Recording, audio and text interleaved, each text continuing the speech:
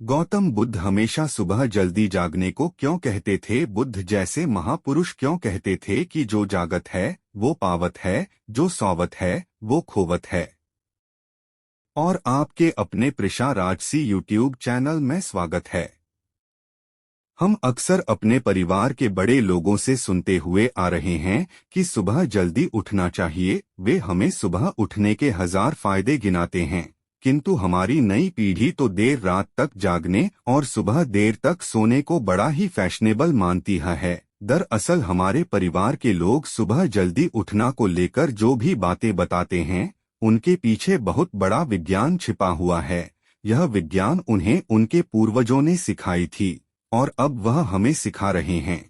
सुबह भर के समय को ब्रह्मा मुहूर्त के नाम से जाना जाता है और इस समय हमारा दिमाग, प्रकृति और वातावरण सब कुछ बहुत ही सकारात्मक रूप से सक्रिय होते हैं। इस समय पर जो भी प्रार्थना या ध्यान किया जाता है उससे सफलता मिलती है। आइए आपको बौद्ध सन्यासी की उर्थ के रहस्य के साथ एक ऐसी ध्यान की विधि बताएंगे जिससे अगर कोई 21 दिन अपनाता है तो वह अपने सपनों को साकार कर सकते हैं। उसे ब्रह्मांड की शक्तियों की विशेष मदद मिलने लगती है।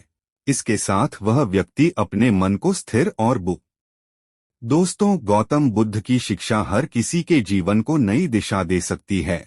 अगर आप भी इसे मानते हैं तो कमेंट्स में नमो बुद्धाय लिखना मत भूलिए। तो चलिए कहानी की शुरुआत करते हैं। एक समय की बात है, एक नगर में लड़का रहता था। वह लड़का अच्छा था, लेकिन उसकी एक खराब आदत थी। वह देर तक सोता रहता था। सुबह उसका परिवार उसे जगाने के लिए लाखों प्रयास करता था, किंतु सबने हार मान ली थी। वह लड़का कभी 9 से 15 बजे से पहले नहीं उठता था। जब वह बालक था तब परिवार ने सोचा कि जब यह बड़ा हो जाए तो इसकी आदत में सुधार हो, किंतु वह लड़का जैसे जैसे बड़ा होता गया यह आदत और भी ज्यादा गहरी होती चली गई। दुनिया इधर से उधर हो जाए, लेकिन वह लड़का कभी जल्दी नहीं उठ। लड़का जवाब देता था, दिन भर उदास रहता था। इसका असर उसके स्वास्थ्य पर भी पड़ रहा था। जब उस लड़के को यह पता लगा कि उसके सारे मित्र सफलता को प्राप्त कर रहे हैं, तब वह और भी ज्यादा दुखी हो गया और ईश्वर को कोसने लगा। वह बार बार कहता था कि मेरी किस्मत खराब है, किंतु उसके पिता अच्छी तरह से जानते थे कि लड़के के असफल होने के पीछे क्या कारण है। एक दिन की बात है, उसके पिता को किसी बौद्ध सन्यासी के बारे में पता चला। बेटे की समस्या को लेकर वह तुरंत ही आप अपने बेटे को इस आश्रम में आने को कहिएगा। पिता घर की ओर चल दिए। उन्हें पता था कि अगर वह सीधे तरीके से बेटे से बौद्ध सन्यासी को मिलने के लिए कहेंगे तो वह कभी तैयार नहीं होगा। उन्होंने बेटे को अपने पास बुलाया और कहा, तू फलता का रहस्य पूछता हूँ, तब वे मुझे कुछ नहीं बताते हैं। पिता ने कहा कि मुझे यह रहस्य पता चल गया है। लड़के ने बड़ी उत्सुकता से पूछा, क्या पता चला है पिताजी? पिता ने कहा कि कल सुबह तुम्हें एक बौद्ध सन्यासी के आश्रम में जाकर उनसे मिलना है। यदि तुम वहां पर समय से पहुंच गए तो वह बौद्ध सन्यासी तुम्हें ऐसा मंत्र बताएंगे जिससे तुम सफल हो जाओगे, किंतु समस्या एक ही है। लड़के ने पूछा, क्या समस्या है? पिता ने कहा कि जब तक तुम सोकर उठोगे, ठीक है, सदैव उसे सन्यासी की आज्ञा में रहना। पिता की बातें सुनकर वह लड़का बहुत अधिक उत्सुक हुआ। जीवन में पहली बार उसने रात्र जागरण किया, किंतु थोड़े ही समय में उसे नींद आ गई और वह सो गया। अगली सुबह जब वह उठा तो वो बात सुनकर लड़के को बहुत दुख हुआ। उसने मन ही मन स्वयं को चुनौती दी कि कल सुबह वह बौद्ध सन्यासी से मिलने अवश्य जाएगा। उसने अपने हाथ में एक छुरे से एक घाव बना लिया। दर्द के कारण उसे नींद नहीं आई। ये ऐसा पहला अवसर था जब उसने अपने जीवन में सूर्योदय देखा। वह तुरंत ही तैयार होकर बौद्ध सन्यासी से मिलने के लिए चल दिया। आज उसका अनुभव कुछ अलग था। वह बेहद शांत महसूस कर रहा था। चलते चलते वह बौद्ध सन्यासी के आश्रम में पहुंचा। वहां पर उकी, आपके पास कोई ऐसा मंत्र है जिससे मैं सफल हो सकता हूं? कृपया करके मुझे वह मंत्र बताइए। मैं भी अपने मित्रों के समान सफल होना चाहता हूं और अच्छा जीवन जीना चाहता हूं। बौद्ध सन्यासी मुस्कुराए और बोले, अच्छा तो तुम वही बाल। तो क्या गुरुदेव? मैं तुम्हें वह मंत्र बताऊंगा, किंतु अगले 21 दिनों तक तुम्हें मेरी आज्ञा में रहना होगा। मैं तुम्हें वह मंत्र 21 दिनों के बाद बताऊंगा। तब तक मैं तुमसे जो भी कार्य कहूंगा उसे तुम्हें करना होगा। 21 दिनों के लिए आपका दास हूँ, आप जो भी कहेंगे मैं वही करूंगा। मुझे केवल और केवल उसे मंत्र के बारे में जानना है। बौद्ध सन्यासी ने कहा कि ठीक है, कल से तुम्हारा पिकारी शुरू होगा। तुम इसी आश्रम में निवास करोगे। वह लड़का आश्रम में निवास करने के लिए तैयार हो गया। बौद्ध सन्यासी ने कहा कि यहाँ रहते हुए तुम्हें ब्रह्मा मुहूर्त में उठना होगा और दूसरे शिष्यों की तरह ध्यान और तप करना होगा। साथ ही आश्रम के कार्यों में भी सहायता करनी होगी। बौद्ध सन्यासी ने उसे समझाते हुए कहा कि एक बार फिर से शुरुआत करो, फिर से संकल्प करो। लड़के ने कहा कि कृपया करके मुझे वह विज्ञान बताइए। बौद्ध सन्यासी ने कहा कि रात्रि को 4 पहर में बांटा गया है। पहला रुद्रकाल जिसका समय शाम 6 बजे से लेकर 9 बजे तक होता है। दूसरा राक्षस काल जिसका समय 9 बजे से 12 बजे तक होता है। तीसरा गंधर्व काल जिसका समय रात्रि 12 बजे से भर 3 बजे तक होता है। और सबसे अंत में जो पहर आता है उसे मनोहर काल कहते हैं। इस समय को ब्रह्मा मुहूर्त या अमृत बेला के नाम से भी जाना जाता है। इसका समय 3 बजे से सुबह 6 बजे तक होता है।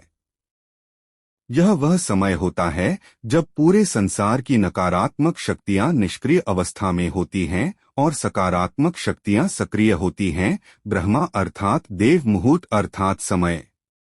ब्रह्मा मुहूर्त का अर्थ देवों का समय होता है। इस समय देव धरती विचरण कर रहे होते हैं और जागृत मनुष्यों पर उनका बड़ा ही सकारात्मक प्रभाव पड़ता है। ब्रह्मा मुहूर्त ऐसा समय होता है जिसमें मनुष्य का मस्तिष्क बिल्कुल खाली होता है।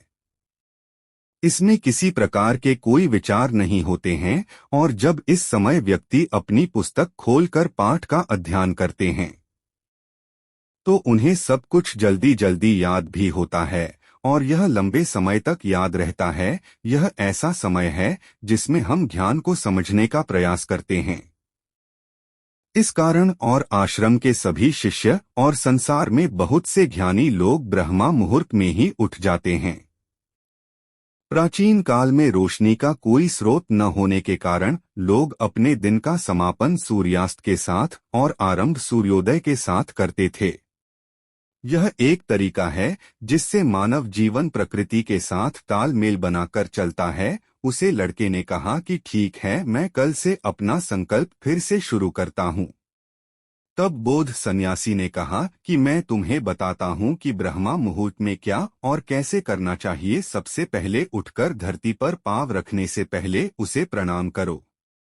अपनी हथेलियों की ओर देखो और ईश्वर को धन्यवाद दो कि उन्होंने तुम्हें आज का सूर्योदय देखने का अवसर दिया। इसके बाद नित्य कर्म और स्नान करने से शरीर ही नहीं मन की शुद्धता भी बढ़ती है। स्नान करने के पश्चात ध्यान की प्रक्रिया होती है। ब्रह्मा मुहूर्त की ध्यान प्रक्रिया की अवधि 21 दिन तक होती है।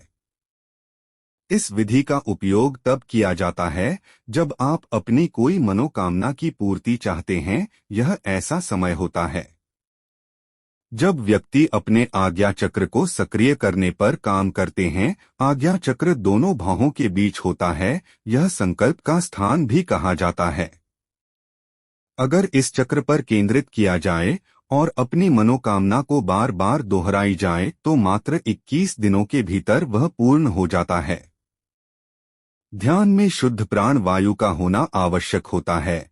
ध्यान की मुद्रा में रीढ़ की हड्डी सीधी होनी चाहिए, साथ ही गर्दन भी सीधी होनी चाहिए। इस दौरान लंबी गहरी सांस ली और सांस को रोक कर रखें।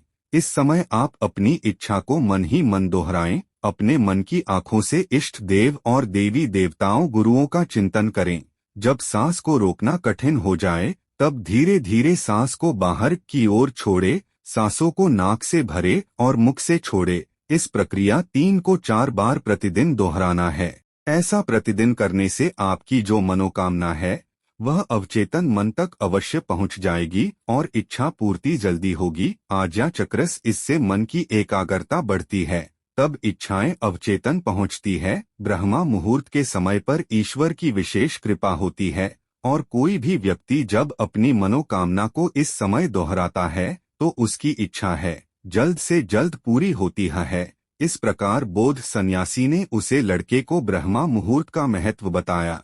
अगले 21 दिनों तक उसे लड़के ने बड़े ही मन के साथ इस प्रक्रिया को अपनाया। अब वह बहुत ही ज्यादा अनुशासित और शांत स्वभाव का व्यक्ति बन चुका था। मुझे सफल होने का मंत्र बताए। बौद्ध भिक्षु ने मुस्कुराते हुए कहा कि पिछले 21 दिनों से जो अभ्यास तुम करते हुए आ रहे हो वही तुम्हारी सफलता का मंत्र है। जो व्यक्ति ब्रह्मा मुहूर्त में उठकर ध्यान प्रक्रिया को सही से करते हैं, वो व्यक्ति ने बौद्ध सन्यासी को धन्यवाद दिया और ब्रह्मा मुहूर्त के नियमों का पालन जीवन पर्यंत करने का वादा भी किया। उम्मीद करते हैं कि आपको यह वीडियो पसंद आई होगी। तो वीडियो को लाइक करें।